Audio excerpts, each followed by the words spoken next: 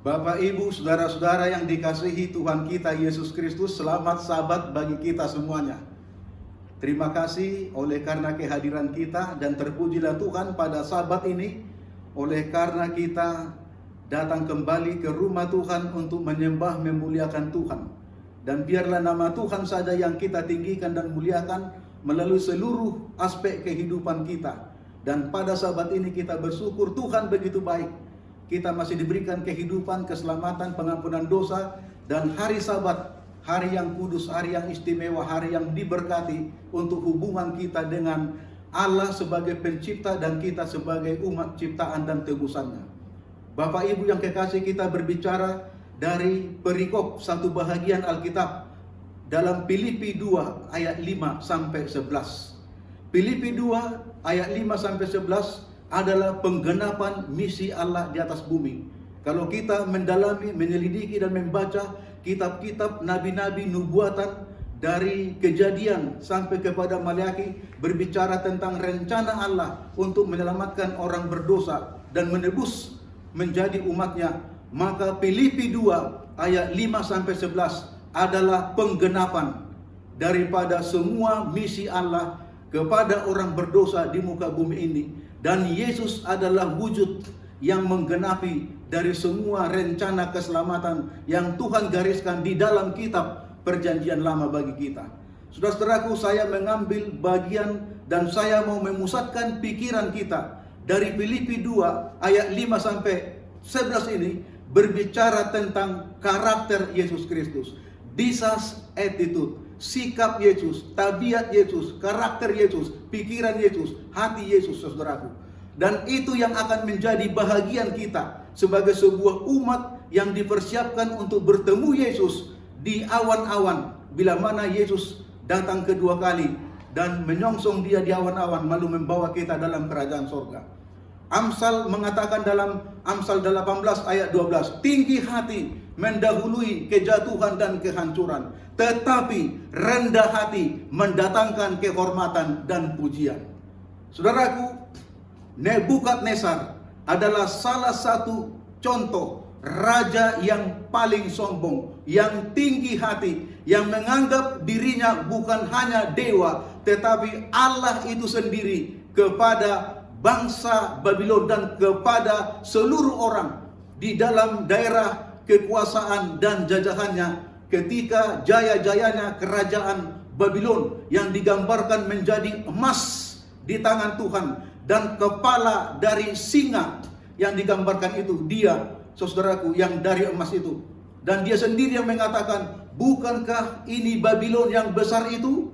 Dengan tanganku dan kekuatanku sendiri yang membuat menjadi bangsa yang besar, bangsa yang kuat, bangsa yang hebat, dan bangsa yang terkenal. Saudaraku yang dikasihi Tuhan, Allah merendahkan kesombongannya. Allah memiliki rencana yang khusus istimewa kepadanya. Karena dia adalah cawan emas di tangan Allah.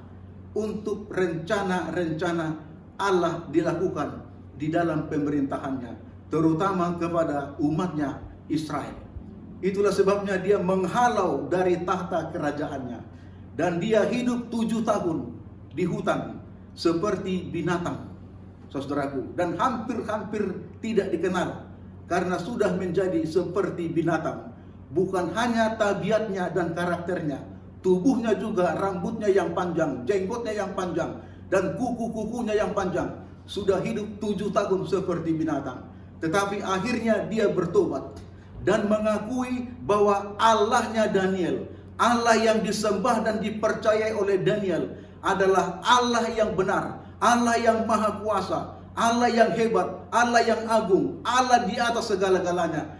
Dan Nebukadnezar bertobat sehingga benar-benar Nebukadnezar menjadi umat Allah, anak Allah yang dikasihi. Saudara-saudaraku, tinggi hati mendahului kehancuran dan kejatuhan, tetapi rendah hati akan membawa pujian dan kehormatan. Inilah yang kita pelajari sebentar dari tulisan Rasul Paulus di dalam Filipi 2 ayat 5 sampai 11 ini. Saudaraku, apakah tandanya umat yang hidup di dalam kerendahan hati. Apakah tandanya bahwa seorang itu umat yang hidup di dalam Kristus dan rohaninya menunjukkan bahwa dia bersama dengan Kristus? Saudaraku, Alkitab ini mengajarkan kepada kita bagaimana sepatutnya umat yang hidup di dalam Kristus, umat yang selalu meninggikan Kristus dan merendahkan hatinya di dalam Kristus, umat yang selalu hidup menyatakan kerohaninya hidup di dalam Yesus dan berjalan bersama Yesus. Saudaraku, dilihat dan dapat dinyatakan lewat tabiat, lewat karakter, lewat sikap, lewat tindakan, lewat perkataan kita, kehidupan kita sehari-hari, di rumah, di gereja, dan dimanapun kita berada, dapat dibaca dan dilihat orang siapakah kita sesungguhnya, tabiat kita dan sikap kita. This is attitude. Saudara-saudaraku, mengapa Kristus marah ketika Petrus berkata kepada Yesus, tidak boleh terjadi hal demikian? Markus 8 ayat 23. Markus 8 ayat 33. Maka berpalinglah Yesus sambil memandang kepada murid-muridnya. Ia memarahi Petrus. Katanya, "Enyalah iblis, sebab engkau bukan memikirkan apa yang dipikirkan Allah, melainkan apa yang dipikirkan manusia." "Enyalah engkau iblis," kata Yesus kepada Petrus. Yesus marah kepada Petrus. Mengapa? Karena pikiran siapakah yang ada di dalam Petrus? Allah atau setan? Ya, yang membentuk dan berbicara di dalam hatinya. Petrus ditegur oleh Yesus dengan sangat keras karena gagasannya bertentangan dengan rencana-rencana Tuhan. Dia katakan tidak boleh terjadi seperti itu kepada Yesus. Ya, padahal rencana Allah kepada Yesus, Yesus harus mati di kayu salib dan menanggung semua upah dosa dan kutuk dosa supaya kita boleh diselamatkan oleh karena kematiannya, saudaraku. Tetapi Petrus tidak menginginkan itu. Makanya Yesus marah, "Enyalah engkau Petrus, karena pikiranmu bukan pikiran Allah. Karena apa yang kamu katakan, ide dan gagasanmu bukan tidak sesuai dengan rencana-rencana Tuhan." Saudaraku, ketika Kristus di dalam khotbahnya menekankan tentang kingdom, kerajaan, yang dipikirkan Petrus adalah ruler, bagaimana menjadi penguasa dan memiliki dudukan jabatan. Ketika Yesus berbicara tentang stand firm, ya saudaraku, stand firm, ya keteguhan hati, ya berdiri teguh. Petrus berpikir tentang fighting, bagaimana untuk mengalahkan orang lain. Ketika Yesus berbicara tentang ketekunan di dalam iman dan kesalehan, Petrus berbicara tentang kekuatan. Jadi pola pikir Kristus dengan Petrus berbeda. Kenapa? Karena pandangan Petrus selalu kepada dunia, ya, pikiran-pikiran dunia. Sementara Yesus berbicara tentang sorga, saudaraku. Yesus datang untuk melayani dan memberikan nyawanya bagi orang berdosa. Tetapi Petrus berpikir bagaimana supaya dilayani dan dihormati orang. Saudara-saudaraku, jadi inilah yang membuat perbedaan antara pikiran-pikiran Kristus dengan murid-muridnya. Kalau murid-murid saja hidup bersama dengan Yesus, masih berpikir secara demikian, apalagi kita sekarang ini, saudaraku.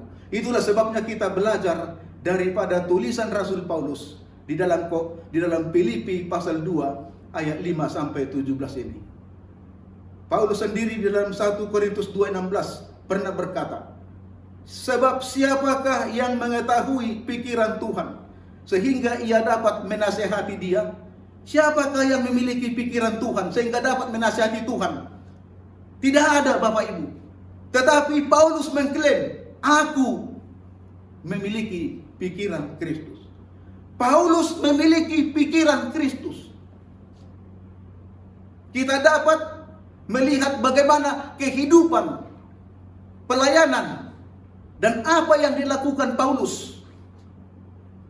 Dia benar-benar memiliki karakter Kristus. Dalam konsep pertentangan besar antara Kristus dan setan, antara kebaikan dan kejahatan, berbicara tentang pikiran dan hati. Yaitu, bila mana kita berpikir yang baik, maka hasilnya akan baik. Bila mana kita selalu berpikir positif, hasilnya akan positif. Bila mana ide-ide dan gagasan-gagasan kita untuk kesucian dan kesalehan, meninggikan dan memuliakan Tuhan, maka hasilnya akan menjadi kesucian dan kesalehan. Tetapi sebaliknya, bila mana kita berpikiran negatif, segala sesuatu yang kita lihat tentang orang lain negatif, bagus pun orang lain berbicara dan berkhotbah, tetap pandangan kita negatif. Karena kita sudah memiliki pandangan yang sempit dan pandangan yang negatif tentang seseorang tersebut. Saudara-saudaraku, perlu kita merubah paradigma kita. Perlu kita merubah gaya kehidupan kita. Perlu kita merubah hati dan pikiran kita untuk menalar dan memikirkan segala sesuatu, supaya kita dibentuk seperti Kristus membentuk kita, saudaraku. Itulah sebabnya Filipi pasal 25.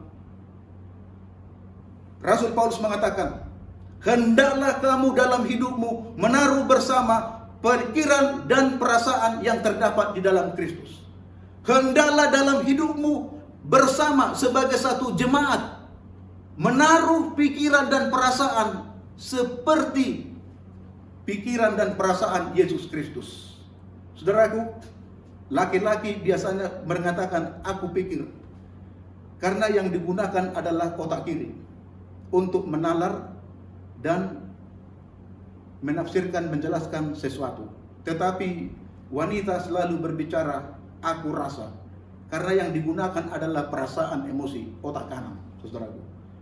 Ketika Rasul Paulus mengatakan, hendaklah dalam hidupmu bersama menaruh pikiran dan perasaan yang terdapat juga di dalam Yesus Kristus, dia sedang menekankan setiap insan umat Tuhan, laki-laki dan perempuan, memiliki pikiran dan perasaan sama seperti Yesus di dalam kehidupannya. Saudara-saudaraku yang dikasihi Tuhan, apa itu karakter? Karakter, tabiat. Karakter adalah kualitas dan nilai yang sesungguhnya dari seorang manusia. Kalau ingin melihat dan menilai seseorang, nilai dari sikapnya, karakternya. Karakter menunjukkan siapa Anda yang sesungguhnya. Suatu hasil dari proses yang dibentuk oleh manusia batiniah.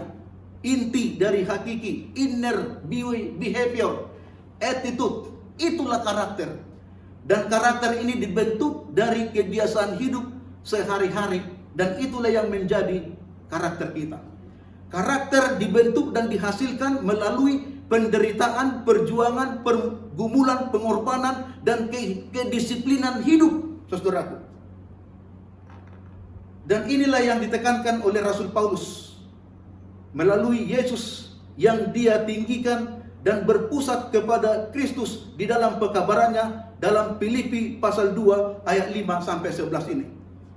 Kalau kita membaca di dalam ayat 5 itu, di dalam berbagai terjemahan Alkitab seperti King James Version dikatakan mind, pikiranmu seperti pikiran Kristus, ya.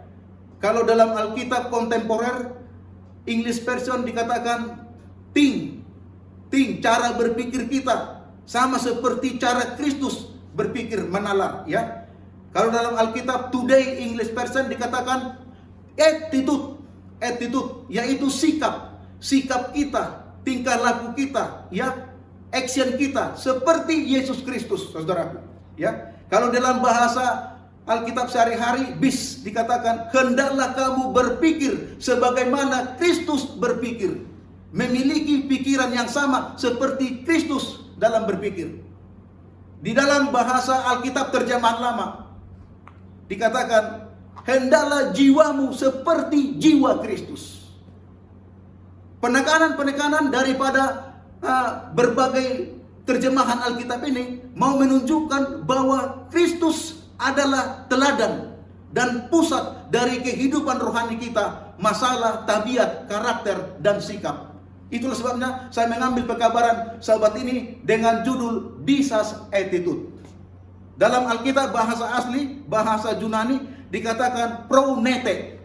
Pronete itu adalah berasal dari kata pronos, artinya sikap, karakter, jiwa, dan semua yang termasuk di dalam hubungan kita dengan Tuhan, jiwa raga kita, dari segi tubuh kita, semuanya itu adalah menunjukkan pronos, pronete, yaitu inilah hidup saya.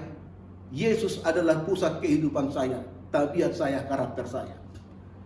Saudaraku, apakah kita sudah memiliki hal yang sama seperti yang ada pada Kristus? Ini sebuah pertanyaan yang perlu kita renungkan pada saat ini. Hambanya Ellen White mengatakan dalam buku Christian Service halaman 247, bukan uang, bukan tanah, dan bukan kedudukan atau jabatan, tetapi tabiat seperti Kristuslah yang akan membukakan pintu gerbang Firdaus itu bagi kita. Bukan keagungan atau pencapaian kepintaran yang tinggi atau ketenaran duniawi yang akan memenangkan mahkota kekekalan bagi kita. Hanya orang yang hatinya rendah dan kesederhanaan di dalam kehidupannya, bagi mereka yang telah membuat Allah menjadi segala-galanya di dalam kehidupan mereka dan membentuk tabiat mereka seperti tabiat Kristus, itulah yang membawa kita masuk di dalam kerajaan surga. Itulah sebabnya saya memusatkan pekabaran kita dari Filipi pasal 2 ayat 11 ini berbicara tentang tabiat Kristus, karakter Kristus, attitude Kristus yang menjadi bahagian kita. Apa yang sudah dilakukan Yesus? Bagaimana caranya Yesus melakukan itu? Supaya kita juga memiliki hal yang sama. Saudaraku, kita baca di ayat 6. Walaupun dalam rupa Allah, tidak menganggap kesetaraan dengan Allah sebagai milik yang harus dipertahankan, tetapi dia sudah mengosongkan dirinya dan turun ke dunia. Saudaraku, Yesus tidak mempertahankan posisinya, tahtanya, kedudukannya, mahkota kemuliaannya, tongkat kerajaannya, jubah yang hebat dalam kemuliaannya sebagai Allah dan Tuhan. Tetapi dia meninggalkan itu semuanya, saudaraku. Itu tidak perlu dipertahankan. Dia turun ke bumi yang berdosa ini. Saudara tahu artinya turun? Turun artinya dari atas ke bawah. Dari penguasa alam semesta menjadi orang yang dikuasai di bumi. Saudaraku, dari titik yang tertinggi jatuh kepada titik yang terendah. Gantinya naik, dia turun. Apakah saudara siap turun? Lengser ke Prabon dengan rela hati?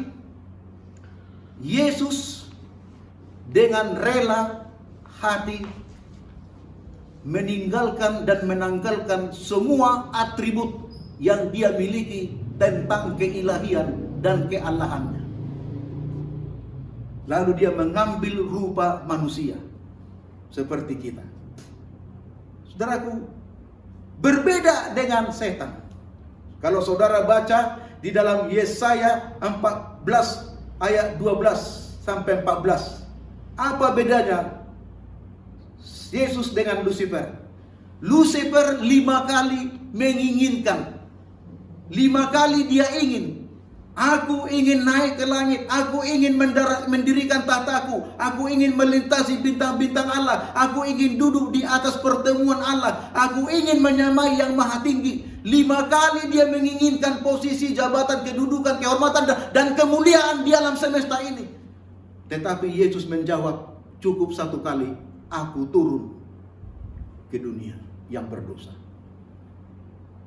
Turun sampai ke kayu salib. Saudara-saudaraku yang dikasihi Tuhan,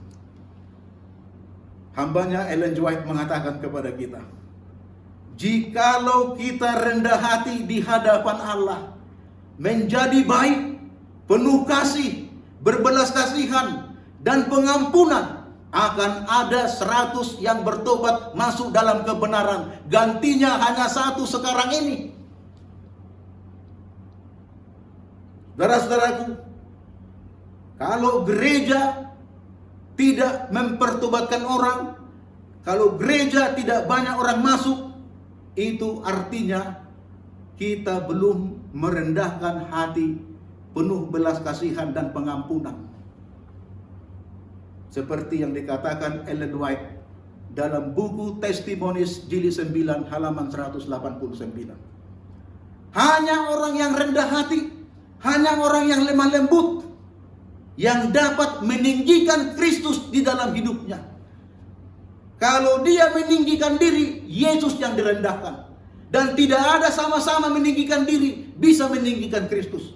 Hanya umat-umat yang rendah hati dan lemah lembut yang bisa memuliakan, meninggikan Kristus.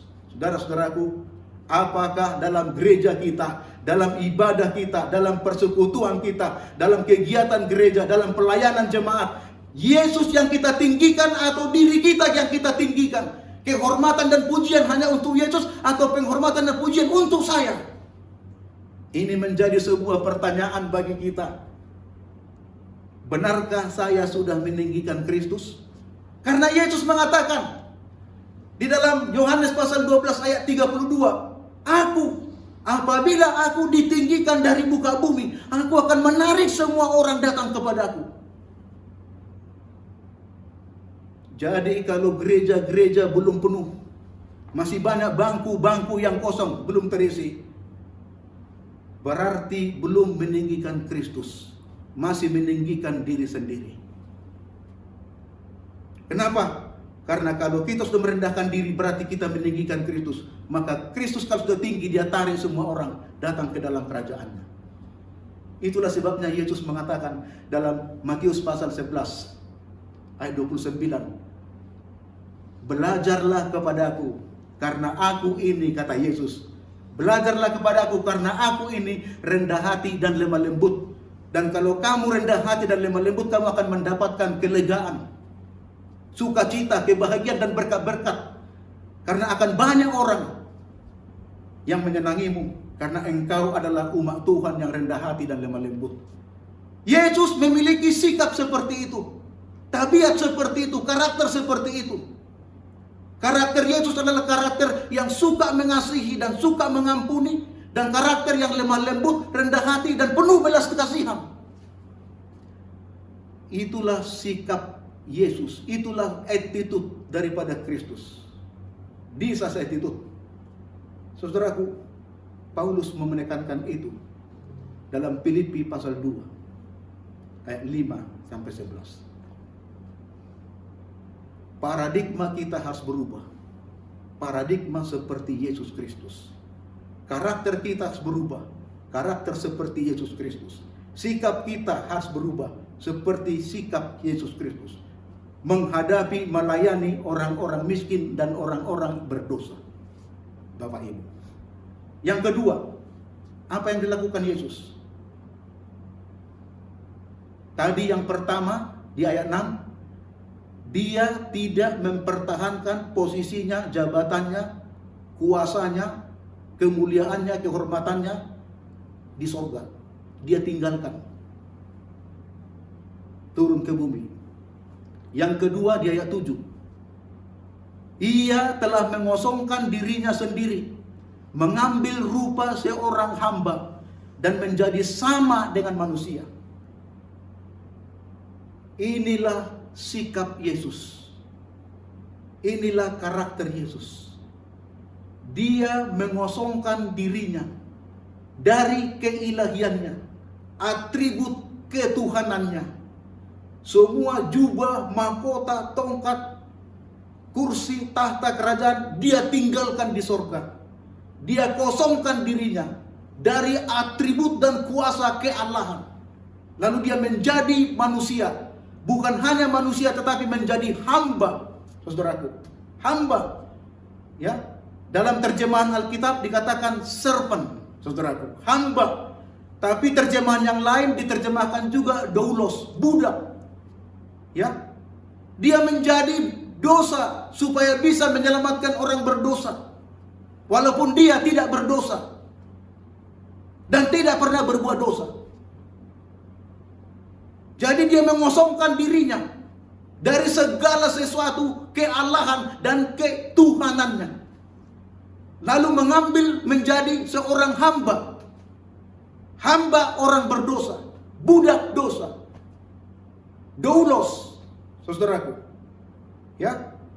Bukan diakonos atau minister, tapi doulos, ditulis dalam Alkitab bahasa aslinya doulos, yaitu budak, saudaraku.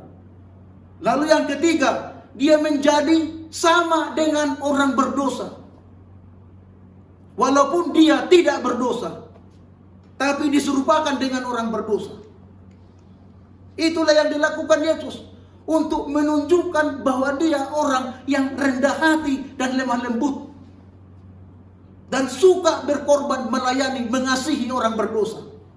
Saudaraku, kita dipanggil untuk melakukan yang sama seperti itu. Dr. Henry Nouwen, seorang penulis buku kepemimpinan Kristen, mengatakan, jalannya seorang pemimpin Kristiani bukanlah sebuah pergerakan yang meningkat naik ke atas, melainkan jalan dengan pergerakan yang menurun dan berakhir di kayu salib Golgota. Para pemimpin-pemimpin Kristen, para pendeta-pendeta, penatua-penatua jemaat, majelis, kepemimpinan kita melayani, bukan naik untuk gila hormat dan pujian, tetapi turun menuju salib Golgota. Dikorbankan, bukan mengorbankan orang lain. Memberi yang ada pada kita, bukan mengambil milik orang lain menjadi milik kita untuk memperkaya diri sendiri. Memikul salib Yesus dan meniadakan diri kita. Saudara-saudaraku yang dikasihi Tuhan, dalam Alkitab New International Version dikatakan, He made himself nothing. Artinya, tidak ada yang mendorong, tidak ada yang menasehati, tidak ada yang memberikan masukan dan gagasan ide, tetapi dia sendiri, Yesus sendiri, yang mengambil dirinya, memutuskan untuk mengosongkan dirinya, lalu menjadi kosong. Orang yang tidak punya apa-apa, menjadi miskin, supaya kita kaya di dalam belas kasihan dan rahmat.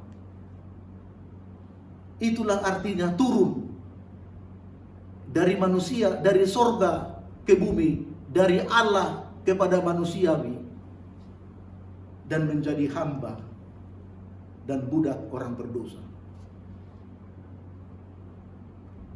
Apakah kita mengambil inisiatif sendiri untuk mau turun? Saudara-saudaraku, kalau saja semua kita mau turun ke jalan-jalan, turun ke tengah-tengah masyarakat, turun ke tempat-tempat yang kumuh, mau saja kita turun, akan banyak jiwa-jiwa yang diselamatkan. Kalau Yesus tidak turun, dunia ini binasa. Tapi Yesus turun, dunia ini seluruhnya dapat diselamatkan. Dalam buku Roma, Rasul Paulus sangat jelas mengatakan, dia, Yesus, yang tadinya tidak berdosa, menjadi bahagian daripada dosa karena tinggal di dunia yang berdosa. Yang tadinya dia Allah Maha Penguasa, pencipta langit dan bumi, sekarang dia tinggal di tempat yang dia ciptakan, di bumi yang berdosa. Yang tadinya dia adalah Allah yang menjadi pusat tata surya di alam semesta, sekarang dia menjadi bahagian yang terkecil dari bumi di mana kita berdosa dan tinggal. Saudara-saudaraku, tadinya dia adalah yang mengontrol dunia ini di tangannya. Sekarang dia menjadi bahagian yang dikontrol oleh orang lain. Itulah sebabnya dia dibantai dan disalibkan. Karena teriakan orang-orang yang dirasuki oleh setan, salibkan dia, salibkan dia. Kenapa? Karena dia sudah mengosongkan segala sesuatu tentang ketuhanan dan keallahannya. Dia sudah rela untuk menanggung itu semuanya, supaya dengan matinya Yesus di kayu salib Golgota, kita beroleh keselamatan dan pengampunan dosa. Kita dijamin untuk mendapatkan anugerah dan kehidupan yang kekal. Saudara-saudaraku, Paulus mau menekankan ini di dalam konteks Filipi pasal 2 ayat 11 ini, sampai 11 ini. Supaya kita melakukan yang sama seperti yang dilakukan Yesus. Memiliki sikap dan karakter yang sama. Yang ketiga, ayat 8. Dalam keadaannya sebagai manusia, ia telah merendahkan hatinya, dirinya, dan mati sampai di kayu salib Golgota. Dalam keadaan sebagai manusia, manusia seperti kita yang memiliki kelemahan dan keterbatasan. Manusia yang berdosa dan manusiawi di dalam keberdosaan. Tapi dia tidak berdosa dan tidak melakukan dosa. Ia telah merendahkan hatinya dan taat dalam penurutan yang sesungguhnya, tunduk dan patuh, taat kepada undang-undang Tuhan, perintah Tuhan, sampai mati di kayu salib Golgota. Itulah yang dilakukan Yesus. Dia pertama lakukan, menanggalkan semua atribut keallahannya dan meninggalkan tahta kedudukan dan kursi kemuliaan kehormatannya di sorga, lalu menjadi turun ke dunia yang berdosa. Yang kedua, dia lakukan sesuai dengan apa yang dia putuskan dengan diri sendiri, mengambil tindakan untuk menjadi hamba.